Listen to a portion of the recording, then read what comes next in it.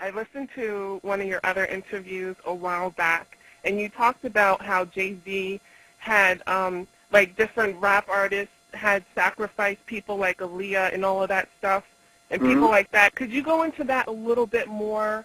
And excellent question. Yeah, who they're actually down with? Because I'm wondering if Nas and Jay-Z are actually like black occultists and not down with the New World Order. I mean, we see them throwing those horns, but how do we know they're actually down other than the fact that they just make poisonous music?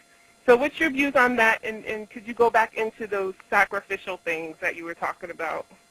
I had did an interview recently and a lecture recently, and a sister filmed it, and she asked me, is it okay if she put it up on YouTube? She put it up on YouTube. I think it's, I forget where it is on YouTube. I can give you the site in a minute if I can remember it. But I dealt with the whole idea of the blood sacrifice that a lot of the rappers, sports players, actors, and actresses had to make in order to move up into the $20 to $50 million club. Right. And when I went into it, I went into the fact that how John Patash, in his book, The FBI's War on Tupac and Black Leadership, had went into how there's a direct link between black leaders and musicians, black musicians, who were targeted for assassination, i.e. Jimi Hendrix, Peter Tosh, who else did he mention? He went into Bob Marley. He went into other artists that was targeted for assassination. And when I started looking at this, I said to myself, wow, what is the link between them, black organizations, and black leaders? Malcolm X, Dr. Martin Luther King, the Black Panther Party. And is there a connection between them, Jam Master Jay, Tupac, and Biggie?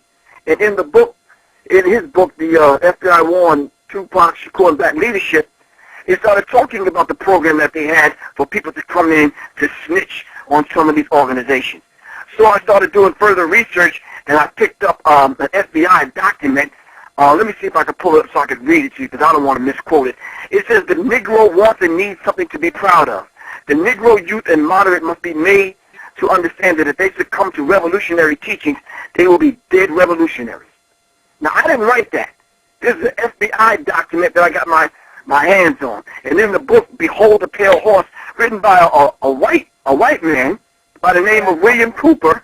Yeah. He wrote a book called Behold the Pale Horse. But in order to be up in that $20 million club, getting to the Jay-Z thing, Tupac and Biggie had to be taken out of here. In order for Ja Rule, DMX, and Jay-Z to step up in the place that they're in right now. You know what, I always felt that, I'm sorry. No, go on. I always felt that P. Diddy had and I still feel it, like he had, like that, like Biggie was his sacrifice. Like I'm so convinced that this man had more than enough to do with it. Like, you know what I'm saying? Like, it's no, I understand exactly what you're saying. Feeling, you know? All the evidence points to the fact that he had something to do with it. Puffy wasn't no real rapper like that, but as soon as Biggie was off the scene, he came out with his albums. Yeah. And now he's up into the $300 and $400 and $500 million club. But it was Damon Dash, it was Suge Knight, Irv Gotti, and Jay Prince that got together in a private meeting that were going to put together a distributing company to distribute rap music. Yeah. Jay-Z, as I'm told, Jay-Z was the one that was called in by the hidden hand, by the Illuminati, and they gave him a $40,000 a night room on a beach somewhere that he spent the weekend with Denzel Washington and some other people sipping $20,000 bottles of Cristal, him and Beyonce. By the time he came back off of that trip, the split between him and Damon Dash began. And all four of those brothers that I mentioned had to do a blood sacrifice, and they had to sacrifice someone if they wanted to take the oath and be up in the $20 to $100 million club, and they did. Damon Dash sacrificed Aaliyah because that's who he was engaged to. Yeah. Suge Knight was sitting right next to Tupac when Tupac got taken out of here. Irv Gotti, him and his brother, got put on a public trial for racketeering charges and fraud. Shantae was supposed to be their sacrifice, but she got out of it. And then last but not least, Jay Prince the owner of Rap-A-Lot Records out of Texas. He was overheard and known to just want to ink a deal with Pimp C. And Pimp C at that time was on the air blasting homosexuals that are in rap music and in the music industry, and they found Pimp C in a hotel dead. Wow. So I pointed out Jennifer Hudson's family was a ritual killing. I pointed out Michael Jordan. That's another thing. Bill That's another Cosby. thing. I'm totally convinced that Beyonce had something to do with that. Like, I'm totally convinced of it. And she was so insensitive, too, and even admitting on a radio show that she was so insensitive to where she wouldn't even give condolences. I'm so convinced she had something to do with that, yo. Totally. I feel it. I feel it. I know she had something to do with it. Somebody on that end. Well, we can't put anything past these people.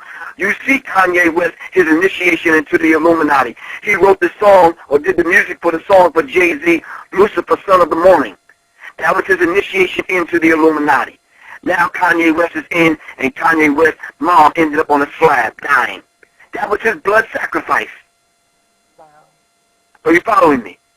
Yes, definitely. Shine was supposed to be P. Diddy's sacrifice, but they're not through with him yet. Wow. Wow. Well, thank you so much for taking my call. I know I've gone over. Good thanks. Why the bulletproof vest? Oh, it's not. Oh no, that's just it's the new style. You've been in the can for a while. This is what everybody. That's what all the talk show hosts are wearing. This is a new thing, right? Yeah. See, if somebody gonna do something about it, see, technology is so high, right? Right. So if you shoot somebody, you go to jail forever. So the kids, you don't want to go to jail forever, right? So they got this new thing out there. People sell them all the time. They got this stuff they get blood from somebody with AIDS. Yeah. And then they shoot you with it. Oh, so that seems bad. That's a slow death. An easy thing, you know what I mean? Yeah. Oh, no. Okay. Way to lighten the mood. Former LAPD Detective Russell Poole. Poole led the investigation into Small's murder. He has since left and is now suing the department. Even rapper Snoop Dogg dragged into the mix. The scene is set, and it's a million about to straight get wet. In what is among Poole's most explosive revelations, he repeats an alleged conversation between Snoop and an unnamed LA Sheriff's Lieutenant. Officer, I think I know who killed Tupac. Snoop. I do too, the guy who was seated next to him. Officer, you mean Suge Knight? Snoop. Yes.